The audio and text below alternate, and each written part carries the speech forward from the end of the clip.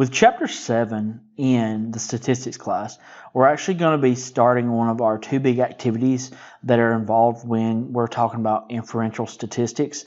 So there are two activities. One of those is all about estimating population parameters, which is mostly what we're going to be doing in Chapter 7. The other activity is involved with hypothesis testing, and that'll be actually Chapter 8 when we cover that. So in this chapter, basically what we're going to do is something similar to this. Say that we have a survey of 1,007 adults, and we see that 85% from that survey know what Twitter is of those adults.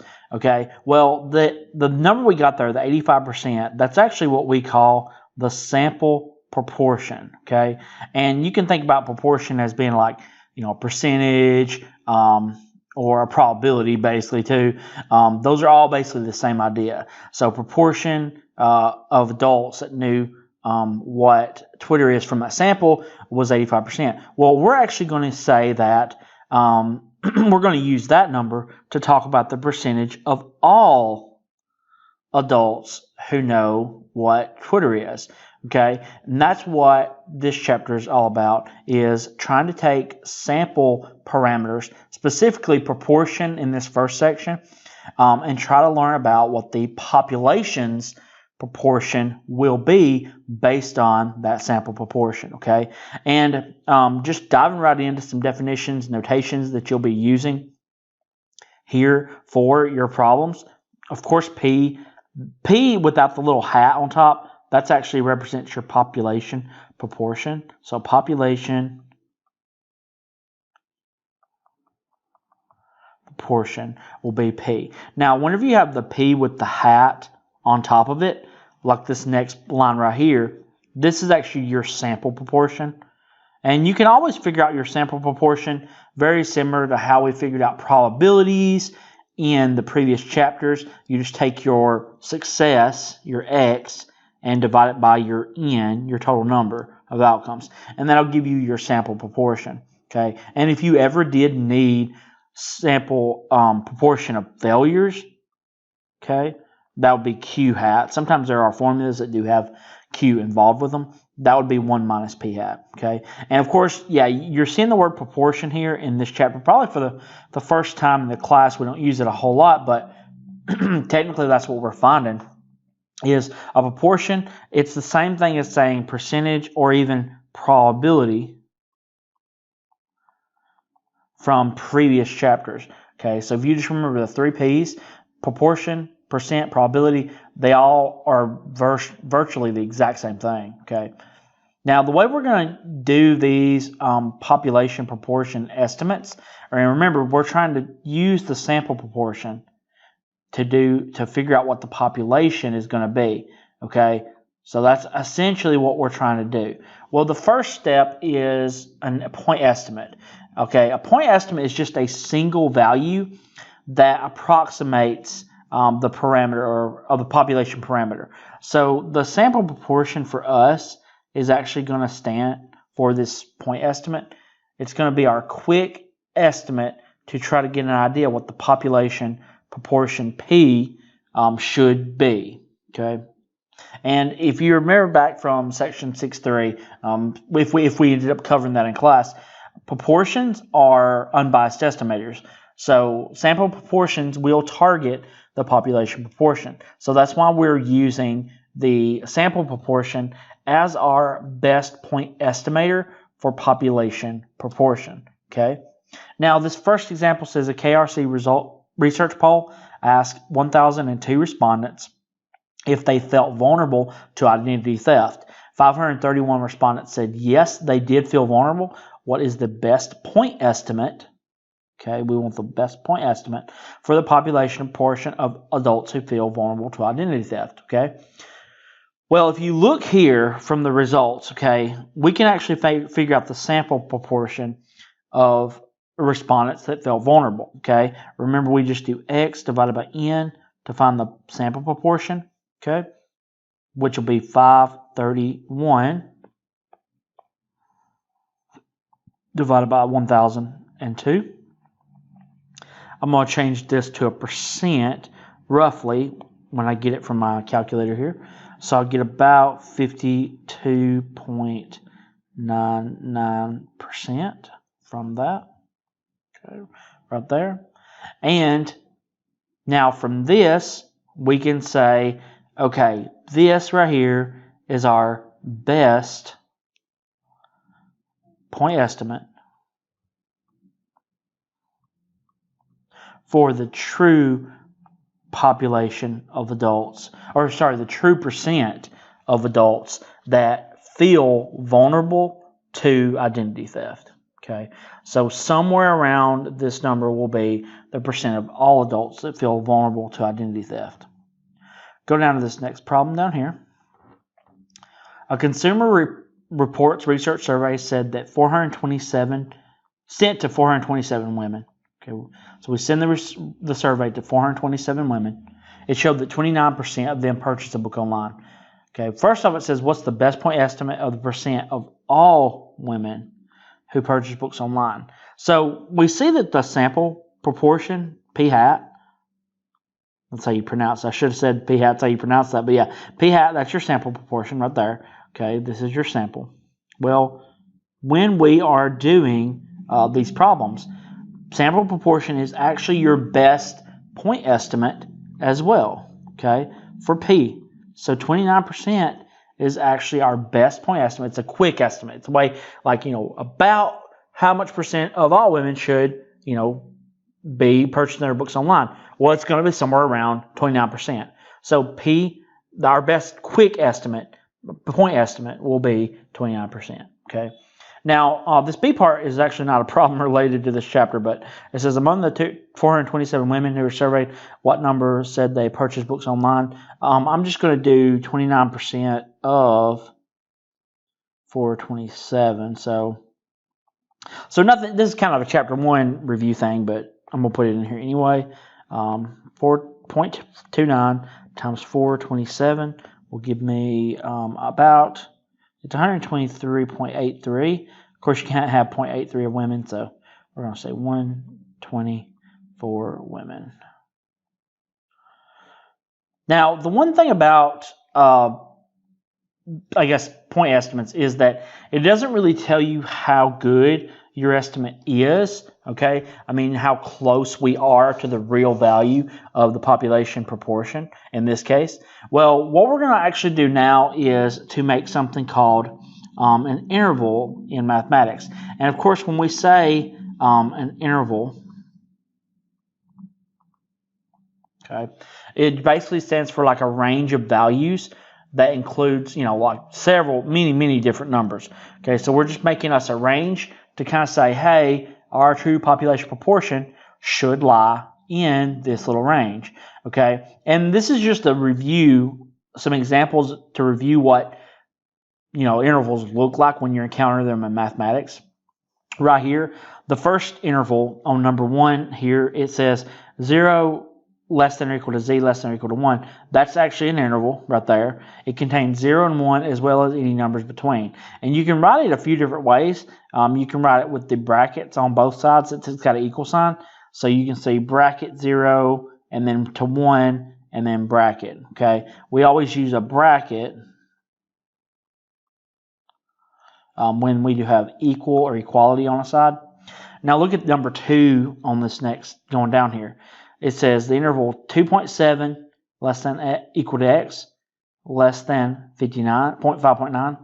Okay, this is an interval which has every number between 2.7 and 5.9. It's an interval in which every number between those two are included, but the interval itself doesn't actually contain 5.9. because there's no equal on that side. Okay, so you can see there's no equal under the inequality symbol for the side going toward 5.9. Okay, it does include 2.7 though. That's the lowest number in the interval, as the lowest number since there's equal on that side. The more mathematical way to describe this, so if you're using parentheses and brackets to do this, it would be a bracket on the 2.7 side and then comma 5.9 parenthesis on the other side, the 5.9 side. Okay, so bracket on the 2.7 side, and then 5.9 close parenthesis on the right side. We use parentheses when we're dealing with inequality symbols less than or greater than. And then, of course, a lot of times, most time in your calculator, it's going to shoot out the interval in this way right here on number 3. So you can see this interval 68.3 less than x less than 104.6. This is an interval in which every number between 68.3 and 104.6 is included, but the numbers on the ends are not. This can be written in a simpler form, okay, 68.3. Open your parentheses first. Open parentheses, 68.3, comma, 104.6, close parentheses, and that'll be your interval. And that's mostly how you'll see it from the calculator. Now, the way we are going to get these confidence intervals for estimating these population proportions, we're going to actually be using one prop z interval on our calculator. Okay, you'll hit stat and then go over to the test menu. Okay, now you have to be careful when you do one prop z interval. You'll see on number 5 here on my calculator, I have one prop z test. Well, that would be if I was trying to do a hypothesis test about proportions, okay, which will be chapter 8. So you don't want to use number 5. You'll have to scroll down a little bit further on your calculator to see one prop z interval. Mine's on A on my calculator, so I'll bring that up whenever I want to do these confidence intervals. And then, of course, you have to put in your number of success, x, your sample size, your total, your total number of samples, I guess. I don't know what I'm trying to say here, but n, put in your n, and then of course your confidence level. They'll always give you what confidence they want you to be. So usually it's 95% or 99%. That's a good one as well. You could even have it low as 90% as well. So it just depends on what they want, how close you want to be, how accurate you want to be. Okay. And by the way, keep in mind when you put in x and n, they both must be whole numbers. So if you did end up getting an x, they end up being a decimal. Like up here, if you see when we did this percentage, 29% of 427 women who bought their books online, we got 123.8 as that x. Well, you would not use 123.8 as your x. You would use this 124 as your x. You have to round it. So you do need to make sure x and n are both whole numbers when you go to your calculator. So go down here to this example, and it says right here, among parents using the Y-sort method to increase their chances of having a baby boy, it says we have 127 boys born out of 152 total babies. Find the best point estimate, which point estimate is just a quick number, so we're just going to do a division probably for that, of the percentage of boys born using that method, and then find a 95% confidence interval to estimate the percent of boys born. Okay, looking at this first part, the best point estimate for the percent of boys born. Well, when you want to do point estimate, you just need to find p hat. Remember, that's x divided by n. So our number of boys born is 127 divided by 152. And that'll give us our best point estimate for the number of boys born. I get about 8,355 on that right there. Okay. Now, on this next part right here, it says we want to do the confidence interval for the percent of boys born. Okay? And remember, we just got the best point estimate for the true population of boys born. We know it's going to be somewhere around 83.55%, but you want to be more accurate and kind of capture it into a range, like how close are you? Well, we're going to make a confidence interval based on this, and we have to use the calculator function, one prop, per prop is proportion, one prop z interval. When we go to our calculator, we'll have to put in our x, our n, and our c level to find these, which it said it wants a 95% confidence interval, so I'm going to put in 0.95. You could also put in 0.95, you could put in 95 for that as well if you wanted to. And then x is 127, always got to be a whole number, 152 has got to be a whole number. So you'll have those three pieces of information when you go to one prop Z interval. It will give it to you in the parenthesis form on the calculator too, your confidence interval. So we're going to go to stat on our calculator, go over to test menu. Mine is down here at A on my calculator. So scroll down a little bit, one prop Z interval, okay, not test, but interval, and then 127, 152. 0.95 is already there, so we're good on that. And then calculate. So it looks like somewhere between 0.7766 and 0.8945 is where the true percent of boys born using this method is. So somewhere between 77.66% and 89.45% is the percent of boys born. And you can definitely see, like, this method right here, this interval is far above far above 50%.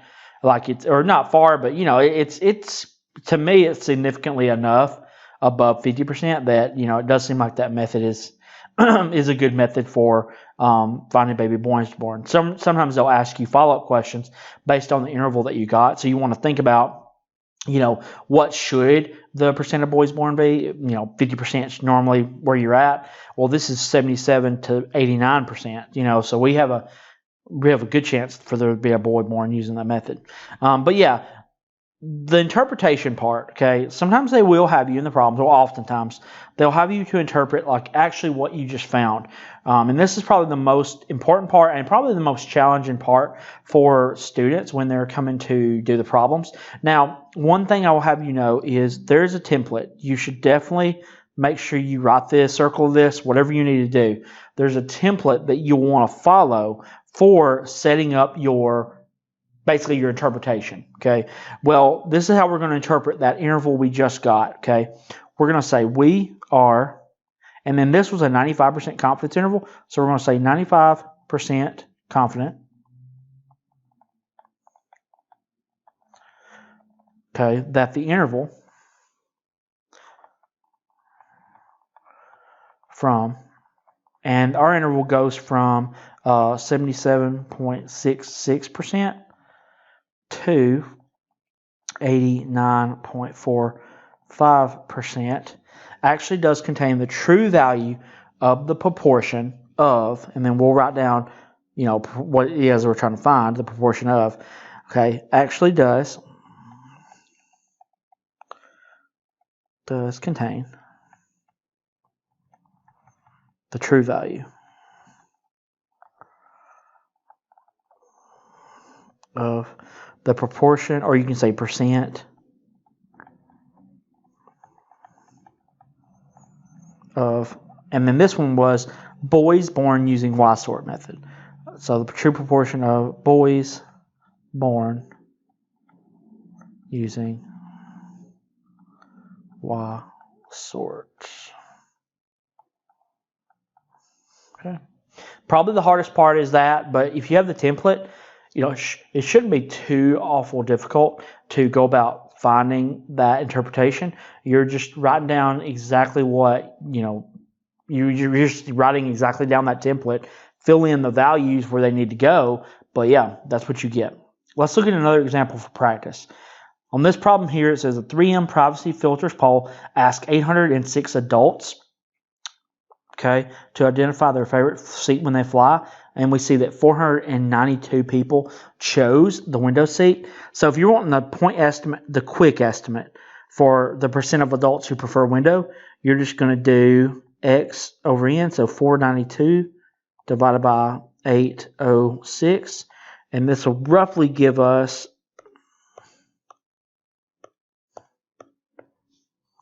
This will give us 61.04% choose the window seat, and that's roughly equal to your population proportion P.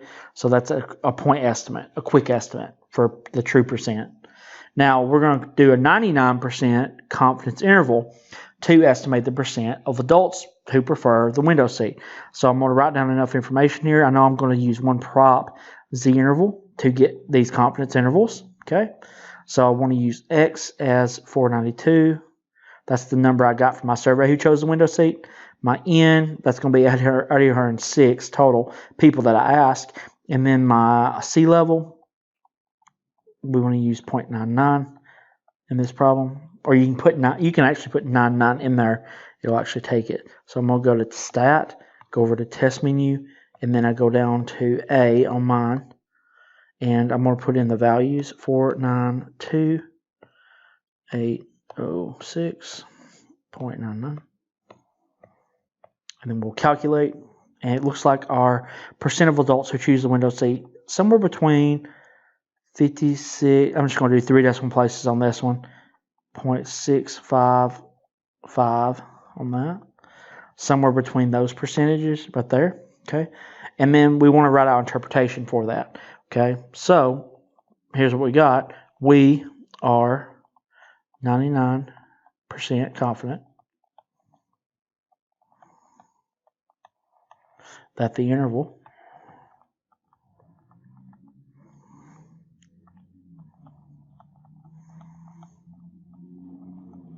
from, we're going to say 56.6% to 65.5% actually contains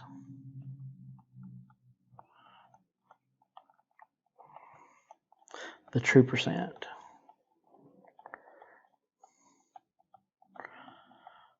And think about, what are you trying to estimate, or in this problem, like you're trying to estimate the percent of what? Well, it's the percent of people who prefer the window seat. The true percent of people preferring the window seat.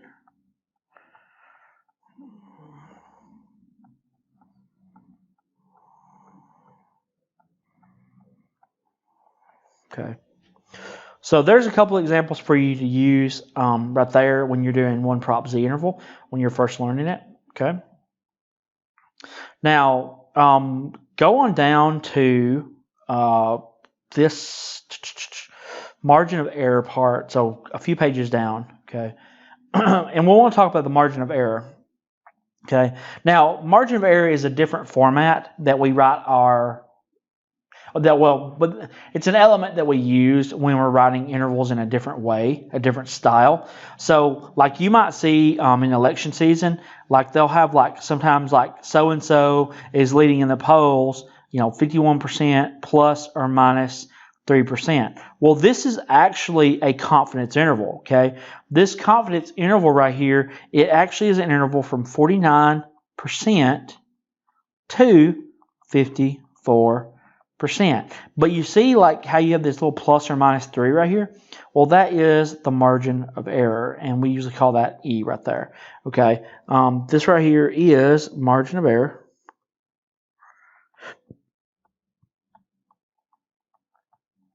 Okay, and the 51%, this is the alternate way to write the interval. The 51%, that is going to be your sample proportion. And it's basically like the distance from the middle, the sample proportion, to the outside edges. And that is what the sample proportion will be. Your sample proportion is actually kind of like your middle number in the interval. So if you look in the middle of the interval, it would be 51% even. And that actually is your sample proportion. So the way your calculator constructs these confidence intervals is it uses the sample proportion as its kind of like anchor in the middle, and then it sees how far it needs to go to the left and to the right, okay, to construct the range of values, okay. And there are other ways you can find E right here. There's some formulas for finding E. If you have your confidence interval, you can use the high value and the low value and divide by 2, okay. Usually I like to take the middle and subtract, like, I usually like to take one of the edges and subtract the middle. That'll give me the E as well. But yes, you can also do this little formula here that comes in handy, especially if you have the interval. So look here in this next problem. They give us a confidence interval from 0.637 to 0.767. And it says find the point estimate, p hat, and the margin of error e. Okay, so there's two different things they want us to find here. Now p hat, your sample proportion, is actually the middle of any confidence interval. So if you take 0.767 and add it to 0.637 and then divide by 2, that will actually end up giving you the sample proportion. We see that 0.702 is the middle. That is going to be your sample proportion. Now, if you want to find E, there's a couple different ways you can find E. You can actually say, okay, for E, I know that I need to go from the edge 767, and if you subtract 0.702, that's definitely a way that you can get the E right there. We end up getting 0.065 as our margin of error E right there. So that's one way you can find E. Another way you can find E, like an alternate way to find E, you could do that little formula up there where you take your high confidence interval, 767, and then subtract the low confidence interval, 0.637, and then divide by 2. Okay, you could also do that as well. So 0.767 minus 0.637.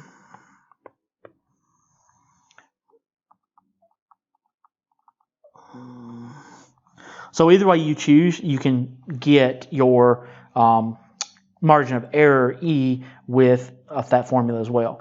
Now there's three different ways you're going to see confidence intervals written. Okay, one of them is going to be like the style from your calculator. Okay, this is the style from 1 prop z interval.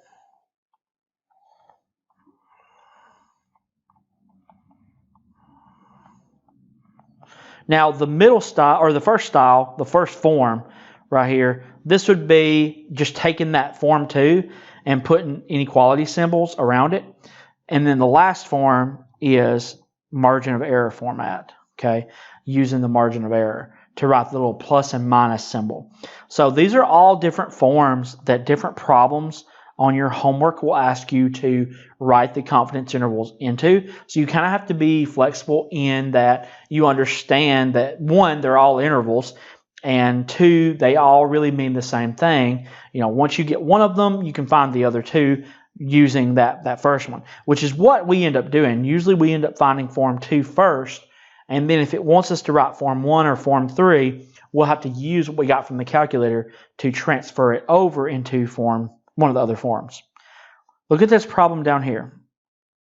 A genetics experiment with peas resulted in one sample of offspring that consisted of 436 green peas and 165 yellow peas. Okay. It first wants us to construct a 90% confidence interval to estimate the percent of yellow peas. Okay. Now, it actually says express this confidence interval in the form p hat plus or minus E. So what I want to do is first off write down what I'm going to put in my calculator to make the confidence interval. We're estimating the percent of yellow. So remember, your yellow peas will be your X. Okay. So we're going to use 1 prop Z interval.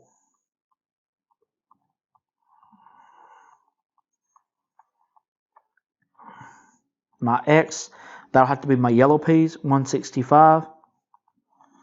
My N will be my total peas, 165 plus 436.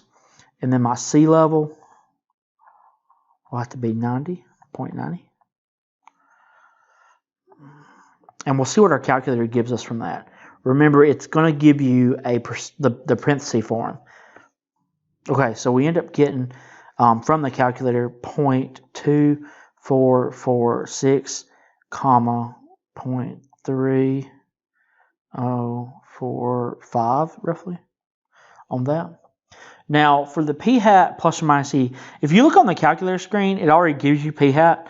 P hat's just X over N, but on the calculator screen it already has it there for us. So 0.2745 roughly. But if you did need to calculate it, it's X divided by N. So it'll be your number of yellow divided by your total number. Now that's p hat. In E, you can find it a few different ways.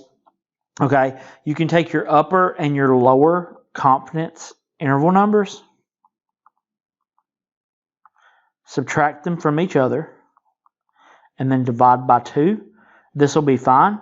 You could also take the p-hat and subtract it from the upper, or you could subtract the lower from the p-hat. Either way, it's just the distance from the middle to an edge is what E is. So E, you can find it whichever way is the best for you, whichever makes the most sense. 3,045 minus 2, 4, 4, 6, and then divide by 2. And I end up getting 0.0299. If you do 4 decimal places, it actually ends up being 0.0300. So we'll just make it 0.0300. And this will be the format that we want to write our final answer in. So 0.2745 plus or minus 0.0300. Or if you wanted to make it a percent, which honestly looks a lot better, you could do it as 27.45% and then plus or minus 3% with that. And that will be your margin of error, the 3%. Okay, now it's expected about 25% of offspring peas would be yellow. Okay, that is, we expect the true proportion to be 0.25. Do the results you obtain contradict this expectation? So on our interval, we got 24.46% to 30.45%. So that's our range basically right there. 24 to 30% was what we expected, what our prediction was, our estimate was for the percent of yellow peas. Okay. Well, our results, since 25% is actually in our interval, we're going to say our results do not contradict this. So we're going to say no, since 25% is within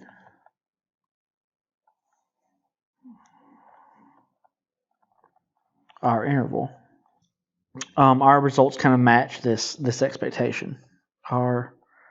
Okay. And then last problem here for this little part is we have below these 35 random people that are on the Titanic. So you can see they have survived and then their sex. We construct a 95% confidence interval to estimate the percent of people who survived the Titanic crash. So what we want to say is we're going to use one prop Z interval on this. And we do have 35 total people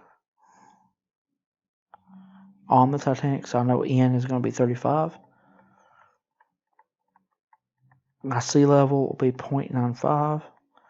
And on the X part, that's just the number who survived. So we need to figure out the yeses for survive. So we have 1, 2, 3, 4, 5, 6, 7, 8, 9, 10, 11, 12. Looks like 12 people survived and all the rest didn't. So we're going to say 12 is our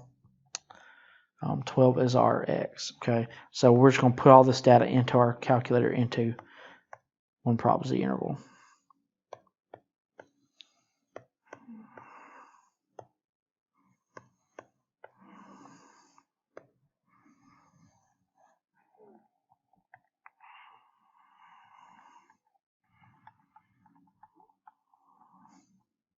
So it looks like we get a confidence interval ranging from 18.6% to 50% roughly is what I got. And then we want to write the interpretation for it. I'll write down the interpretation and then you can just make sure you check it.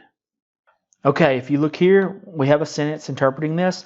We are 95% confident the interval from 18.6% to 50% actually contains the true proportion or true percent of adults who survived the Titanic. Okay.